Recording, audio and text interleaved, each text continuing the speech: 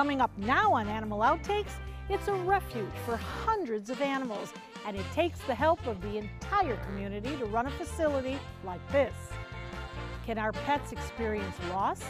It hasn't been easy, but I go on every day for them. And straight from the horse's mouth, we will be learning more about the job of an equine dentist. This is the portion of the tooth that we typically, grind down or reduce.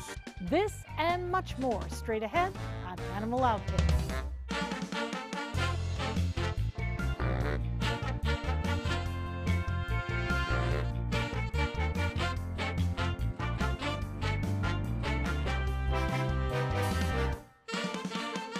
Hello and welcome to Animal Outtakes. I'm Marcia Panucci. Octagon Wildlife Sanctuary is located in Punta Gorda, Florida. This not-for-profit is run entirely by volunteers. It's a refuge for hundreds of neglected or abandoned animals whose survival depends on help from the community and those devoted volunteers.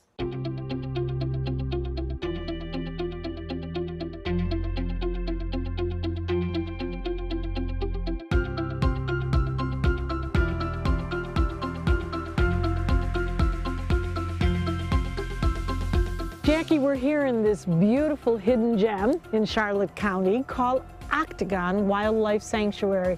What does that really mean? Octagon Wildlife Sanctuary is the oldest retirement center in Punta Gorda. What we do here is we take in mistreated and not wanted animals, animals that may have been used in circuses, animals that private owner, they would purchase an animal but they didn't have the correct licensing permits. The animal got older and started biting. Like, why do you think it's a good idea to buy a hyena? Now let's talk about that. The animals that are here at Octagon, we're not talking our domesticated dogs and cats and so on. We're talking the big boys. The big boys. So who do we have here? Hyenas? We have tigers, bears, we have lions, we have hyenas, we have bobcats. And how many animals do you home here? About 200. Ooh, that's a lot. That's a lot of animals. Yeah, it's a lot of animals. It takes a village. It does take a village, absolutely. Yeah. Well, they all have to eat, and they all have to have meds to a certain extent.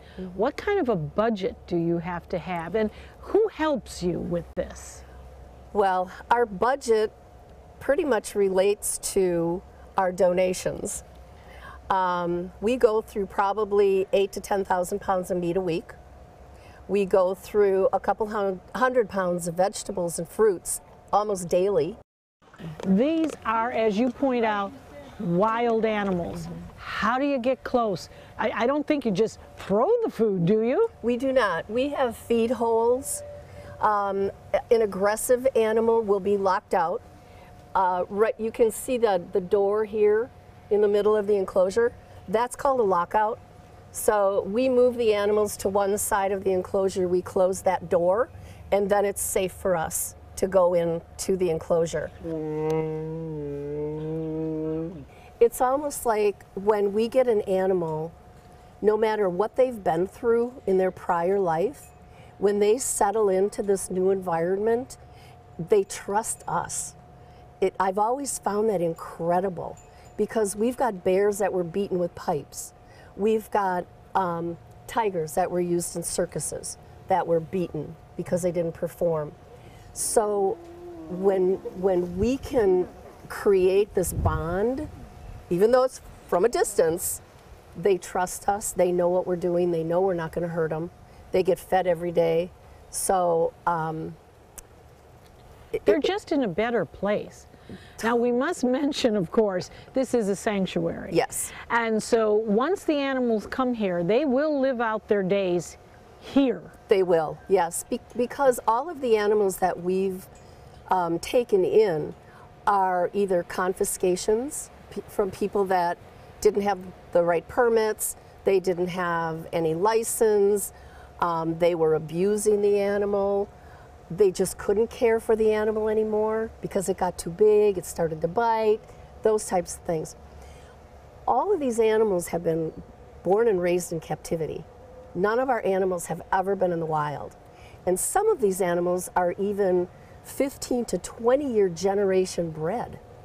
So once they do come here, they could never be, we're not a rehab to release. We can't do that because they've never been out in the wild. So they need to be taken care of. And there is a common statement that is made, well, we could never let them out into the wild because, well, they just wouldn't exist. But there's more to that statement, isn't there? Definitely more to that statement. They would not survive because they've never had to forage for food.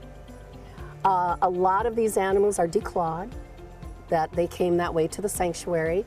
A lot of them have had teeth taken out so they wouldn't bite, you know, things like that. So basically, they would not know how to survive. And where would we take a tiger and let a tiger loose in Charlotte County, or anywhere, or take it to, let's say, Siberia, and let it loose? It would be prey. It would definitely be food for someone else higher on the food chain. Do you ever say no? You know, I think there have been maybe a couple of times where Lori, our director, just says, we cannot take this animal for various reasons. For instance, chimpanzees, they need a vet on call, on property 24/7. And I mean, that's the law. We don't have a vet on property 24/7. So we would have to say no to a chimp. But pretty much everything else, if we have the room, we'll take it. Yeah. Where does Octagon get the food to feed all those animals? From the community. Companies like Harry Chapin Food Bank and food distributor Cheney Brothers donate meat every week. Also, the sanctuary's local Winn-Dixie gives fruits, vegetables, and bread every day.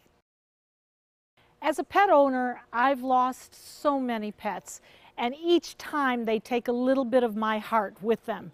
But what if that role was reversed and a pet loses its caregiver? It begs the question, do pets grieve? The quiet moments with my bears is what keeps me going. It's been a year since Monica Weldy lost her husband, Johnny. He was a third-generation bear trainer. It was Monica and her husband who built Paradise Ranch in Mayaca City, Florida. It was not only their home, but the home of their other family members, 14 bears. It hasn't been easy, but I go on every day for them. You know, Monica, we have so enjoyed our visit today, but it would be remiss that we would not bring up your husband, who recently passed away and was so instrumental in bringing these bears to you, to your children, and of course to us. And so it does beg the question, do they miss Johnny? Do they grieve? We know they cry. What did you see after he passed? Morning. Our bears definitely noticed his absence. Of course, I can't explain to them exactly what happened to him and why he's gone. They just know that he's not around, and they would look around, you know. But my husband and I trained and raised these animals together. We built our relationship with them, and my son and my family wants to continue the legacy, the Weldy family legacy. We owe it to the family because they've had them for so many years and devoted their lives to them. My husband was the patriarch of our family. He loved animals. He was an animal welfare advocate, and he enjoyed sharing our bears with the public and to teach them about these wonderful animals.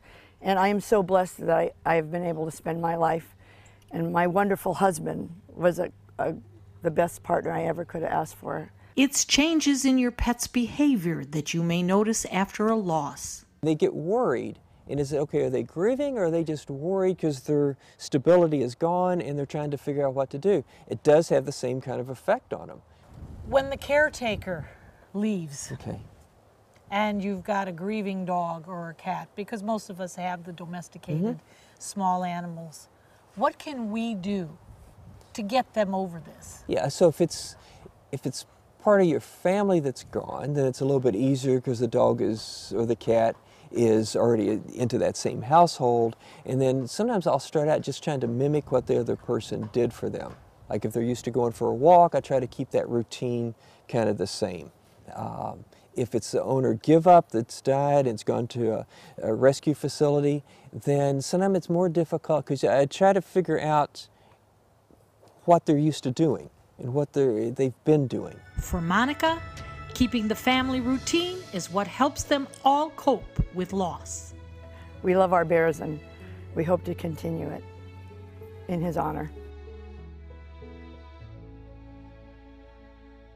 Some ways you can help your pet if you notice they might be grieving the loss of a companion, human or animal.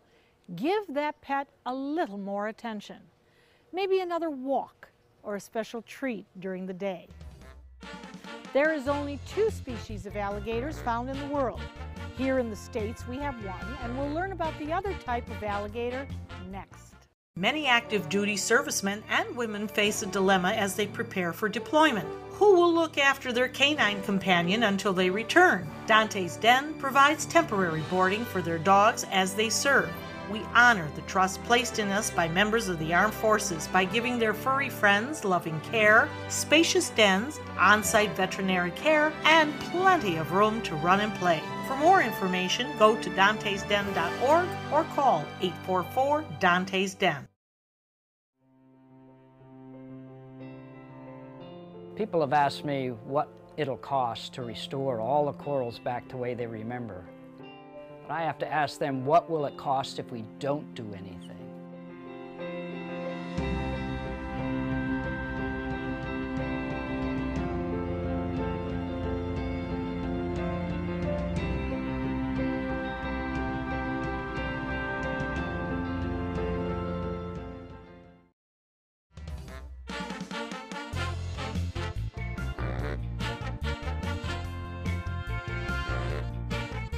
So this is Moo Goo. This is Moo Goo, and Moo Goo is a Chinese alligator.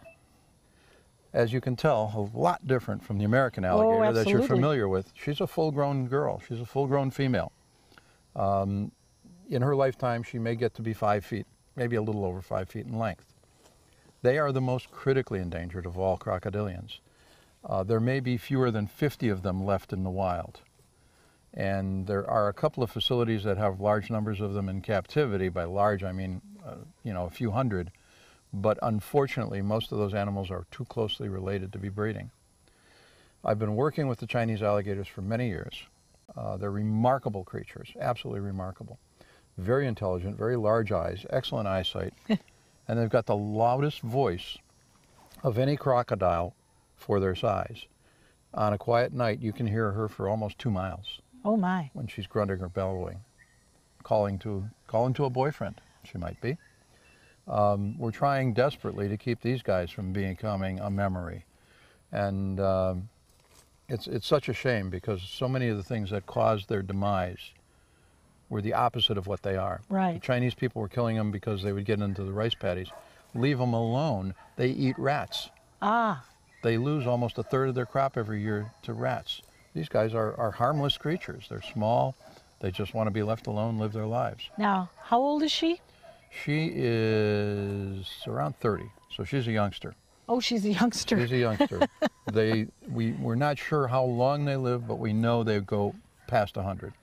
You know, we've heard you say that, you're trying to repatriate some of these and trying to save the planet for these.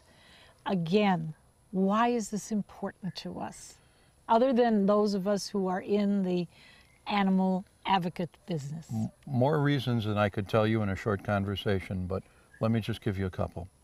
One of them is because every time we take a domino out of the batch, they start to collapse. There's no 2 ways about it. This is a remarkable creature that's been around virtually unchanged for millions and millions of years. She has no potential for doing harm to anybody. Again, she wants to go live her life quietly. Isn't that enough? I would say so. Isn't that enough? There's lots of other reasons, but as I am fond of saying, education, not legislation, is the key to environmental success. The ultimate right of any animal should be the continuation of its species. Here's a fun fact for you. One of the differences between an American alligator and the Chinese alligator? Size. While the American gator can get more than 11 feet long, the Chinese gator averages under 5 feet. Next, we're heading to the dentist. Well, an equine dentist, that is. Northland Outdoors is about so much more than the biggest fish or the hottest hunting spots. All across the Northland, there are amazing people with incredible stories to tell. We're going to find those stories and share them with everyone. Join us each and every week as we explore the Northland and experience some of the most exciting outdoor adventures in the country right here in our own backyard. This is Northland Outdoors. What if you had a medical emergency away from home? My chest hurts. I can't breathe. What you need is Mobile Help, America's premier mobile medical alert system. Most systems only work at home, but with Mobile Help, you get help outside the home with coverage nationwide on one of the largest cellular networks at the press of a button. Call the number on your screen for a free full-color brochure. We'll send you everything you need, including this base station, the patented mobile device, and the waterproof pendant and wrist button. You can also add the fall button that automatically detects falls and signals help. Call today and receive a risk-free 30-day trial. There is no equipment to buy and no long-term contract. For a limited time, you will also receive a free emergency key box with your plan purchase. Remember, Mobile Help keeps you safe coast to coast. Call 1-800-916-8638. That's 1-800-916-8638. Just like you and me, a visit to the dentist on a regular basis is a must for a horse. Their teeth can get worn down from chewing, and any unevenness can sometimes lead to issues. Hi, I'm Dr. John Bivens, and I'm an equine veterinarian, and my practice is limited strictly to equine dentistry. I just do one thing, and that's maintain horses' teeth all day, every day, 5 days a week. That's normal. They're supposed to be that way. Horses need routine dental care. No matter really what they do, whether they're just pasture ornaments or whether they get ridden every day, they do need dental care because of the way their teeth wear. And so they need to see a dentist at least one time a year, mostly until they get older. Occasionally the older ones can be seen every 2 years, but mostly once a year. And it actually helps them maintain their teeth so that when they do get older, they still have teeth left to chew with and they can still maintain their health on into their 30s. This is the portion of the tooth that we typically, grind down or reduce. This is most of a tooth from a young horse. This came out of a 4-year-old. And this is a lower tooth. And the gum line is about where my fingers are. And you can see the rest of the tooth here would be down in the jawbone, okay? And so the tooth is held into the socket by a ligament.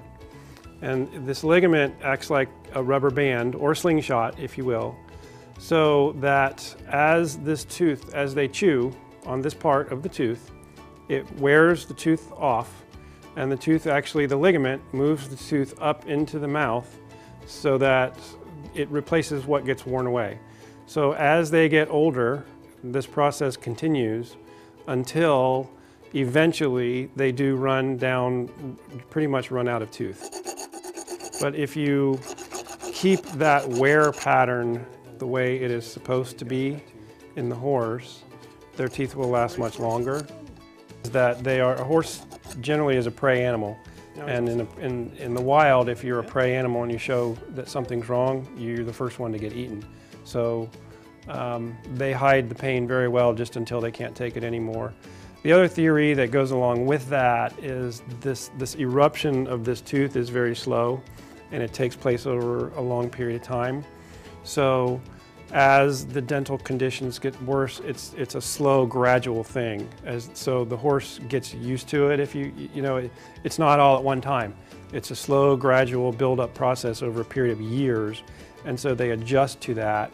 A lot of them you won't notice it looking at them, but they'll change the way they chew to avoid a painful tooth. I identify areas of the teeth that are not getting appropriate wear, okay? And I wear them for him, basically, is in a nutshell what I do. And the other thing is that I wear the teeth in such a way that they are comfortable and not going to hurt him, cause him pain. You know, we keep the points from getting sharp so they don't cut their cheeks. We keep the long teeth from getting long, or from getting longer, I suppose. You know, we do have times when the teeth will crack or break or become infected. We have to take those teeth out. You know, but it's all about maintaining their teeth, because it maintains the health of the horse. You keep their teeth going, you keep their digestive system going. You know, it's just part of the whole package. Now, a horse isn't going to tell you when it's having a tooth issue. Instead, Dr. Bivens says you need to watch for warning signs of any problems, and regular visits by an equine dentist can help prevent any trouble. Stay with us. Ask the Vet is coming up next. Soldiers in the Army National Guard serve to give back to their country and communities. Their part-time commitment qualifies them for an array of benefits, such as affordable health and life insurance benefits, education benefits, including tuition assistance, student loan repayment and GI Bill programs, a retirement plan based on part-time service, and VA home mortgages. Visit NationalGuard.com to learn more about all the benefits available in the Army National Guard. When it comes to drinking, what do you think moderation is? The U.S. Dietary Guidelines define moderation as up to 1 drink a day for women and up to 2 drinks a day for men. So what's a drink? The guidelines say a drink equals 12 ounces of beer, 5 ounces of wine, or a cocktail with 1.5 ounces of distilled spirits. Each contains the same amount of alcohol. Like to learn more? Visit drinkinmoderation.org. WWSB ABC7 is an equal opportunity employer, and we're looking for qualified people to join our dynamic team. For a list of current openings and to apply online, visit www.mysuncoast.com/contact/employment. If you're a motivated team player and you want a rewarding career in a fun, fast-paced working environment, WWSB ABC7 could be the perfect fit for you. Check out our list of openings now. I'll be right back.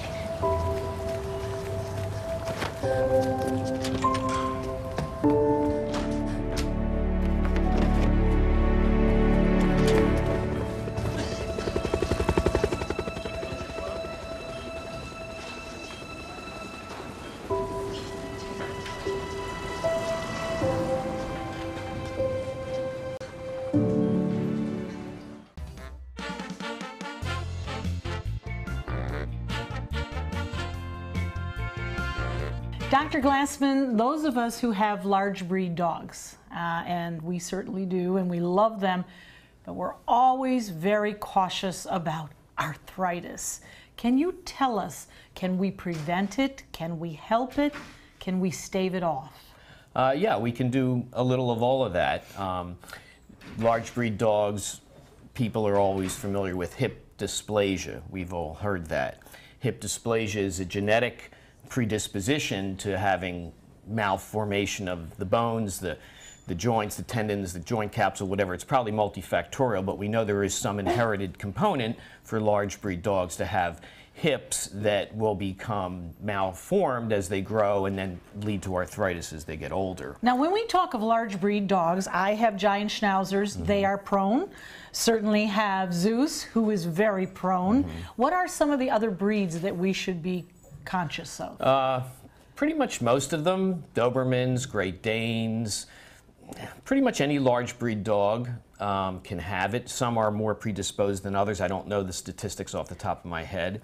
But as far as helping to prevent it, one of the things you can do because you have a puppy now. Yes, I do. Okay, you don't want the puppy to eat at its maximum capability. In other words, we don't want them to grow 100% maximal rate, because that will actually enhance some of the deformities of the joints.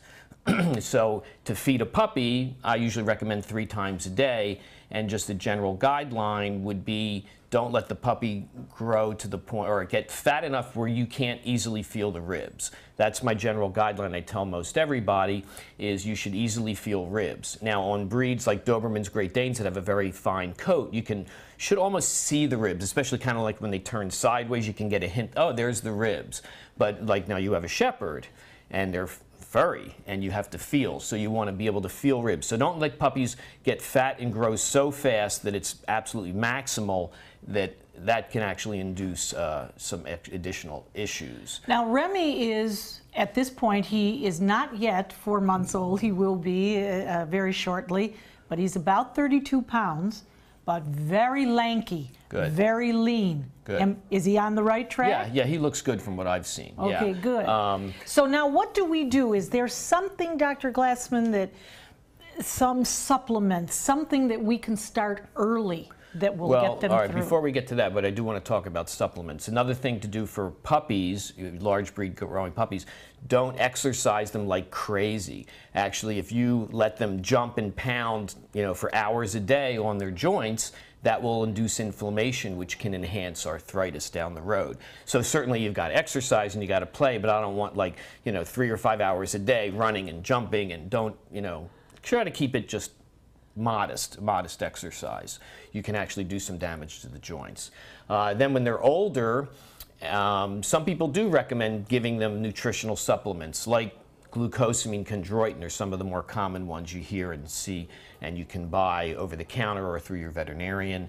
Omega fatty acids I love, the fish oil extracts, they're natural anti-inflammatory. I don't know if there's any studies that ever have been done to show we can prevent it from developing, but once they certainly have early stages of it, we think maybe the supplements will help improve rebuilding new cartilage or decreasing inflammation. Oh, another one of some of the nutraceuticals. Nutraceuticals are food additives, whether they're foods or other chemicals. Avocado and soybean extracts are now in some of these products to help joints. A product called MSM. So there's supplements that you can give, certainly, and veterinarians carry a lot of these, or you can order them or get them over the counter. But so the idea is start when they're young, watch them, help them develop, and hopefully prevent some problems at the end. Yeah, I would agree with that. Okay. Okay. We hope you had fun and learned a thing or two along the way. We'll be back here again next week with even more animals and some wild adventures. Until then, thanks for watching.